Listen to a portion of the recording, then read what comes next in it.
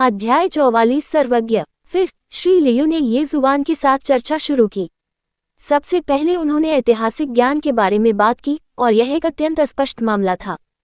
यहाँ तक कि लियू यानरान ने भी अपने पिता की ओर देखा। क्या वह जानबूझकर ये हुआन के लिए चीजें मुश्किल नहीं बना रहा था? हालांकि ये हुआन ने सीधे क्लासिक्स को उद्धृत किया और आधिकारिक इतिहास, अनौपचारिक इतिहास और विभिन्न प्रसिद्ध कार्यों के बारे में बात करना शुरू कर दिया। उन्होंने अपनी बात साबित करने के लिए उनका इस्तेमाल किया। मूल रूप से श्री लियू ये जुबान का परीक्षण करना चाहते थे और उसके लिए चीजें कठिन बनाना चाहते थे। हालांकि उन्हें उम्मीद नहीं थी कि ये जुबान क्लासिक्स को उद्धृत करने के बाद अपनी राय कहेंगे। इसके अलावा उसने सिर पर कील ठोक दी। वह बहुत गहरा था, यहाँ तक कि श्री लियू भी केवल सुन सकते थे। जब लियू यानरान ने ये हुआन की बातें सुनी तो उसने चुपचाप अपना फोन निकाला और चेक किया। फिर उसका गुलाबी चेहरा धीरे धीरे बदल गया।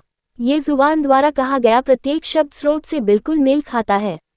ऐसा लग रहा था मानो वह बाइडू वन पर था। ऐसा लग रहा था मानो वह कोई सुपर इंजन हो। ये बहुत ही भयानक था। फिर श्री लियू ने ये जुबान से कुछ बातें पूछी। ये जुबान ने सहजता से उत्तर दिया।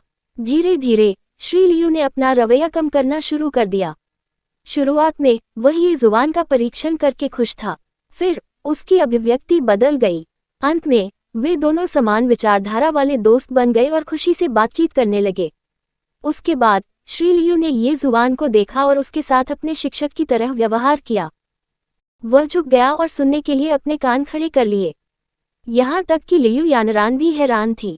ये पहली बार था जब उसने अपने पिता को इस तरह देखा था।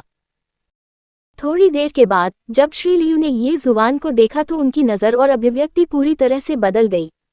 उसकी नज़र में ये जुबान अब 8 साल का बच्चा नहीं था, बल्कि एक ऐसा अस्तित्व था जिसका वह केवल सपना देख सकता था।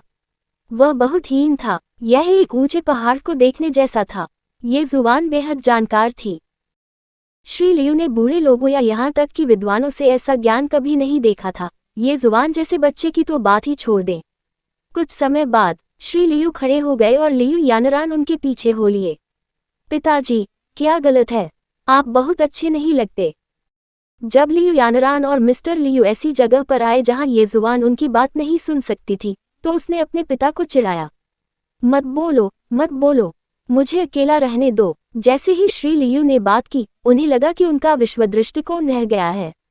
क्या आजकल के बच्चे इतने ताकतवर होते हैं? ये बिल्कुल अविश्वसनीय था। यानरान, मुझे ईमानदारी से बताओ, जियोये का परिवार क्या करता है?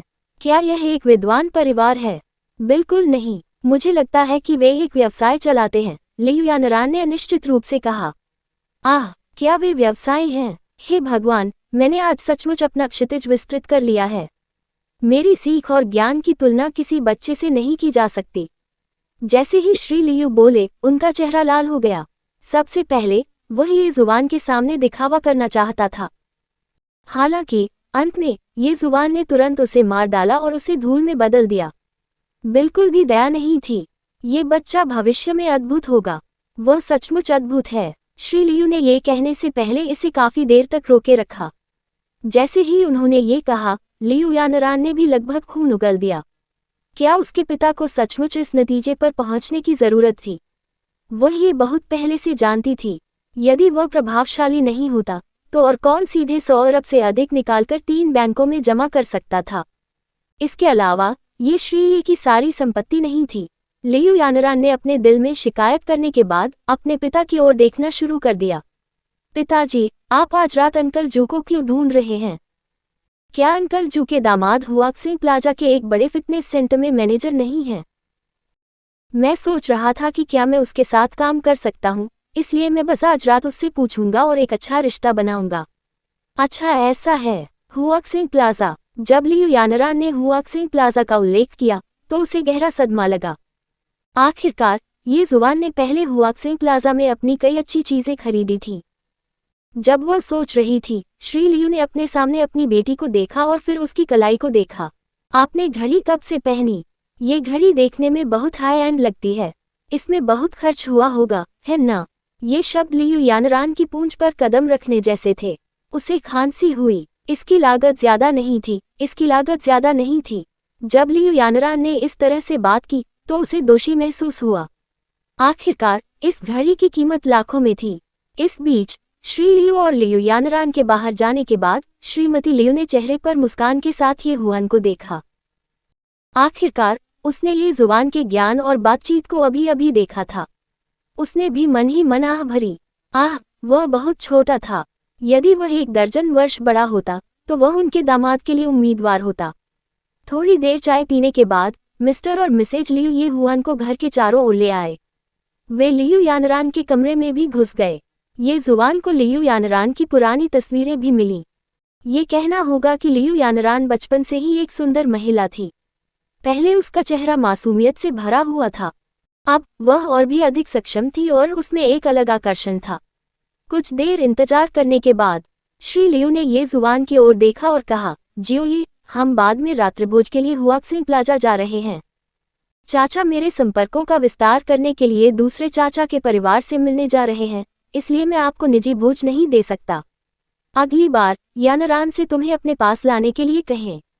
चाचा आपको एक निजी भोज पर आमंत्रित करेंगे, उसके बारे में कैसा है? मुझे कोई आपत्ति नहीं है। ये जुबान ने यह भी कहा कि यह कोई समस्या नहीं थी। थोड़ी देर बाद सभी लोग हुआक्सिंग प्लाजा पहुंचे। ये जुबान ने हुआक्सिंग प्लाजा को देखा। हाल ही में वे अधिक बार आ रहे थे, लेकिन इससे जिनलिंग में हुआक्सिंग प्लाजा की स्थिति भी दिखाई दी। सभी के थोड़ी देर इंतजार करने के बाद श्री लियू अब इसे बर्दाश्त नहीं कर सके। आखिरकार तय समय से 20 मिनट से ज्यादा हो चुके थे। वह यहाँ क्यों नहीं था? यानरान, आप जियोई को पहले क्यों नहीं लाते? मैं बाहर इंतजार करूंगा। ठीक है, लियू यानरान ने सिर हिलाया। जैसे ही वह ये जुबान को जिनलिंग होंगको होटल में लाने वाली थी, कुछ ही दूरी पर एक जगुआर गाड़ी आ गई।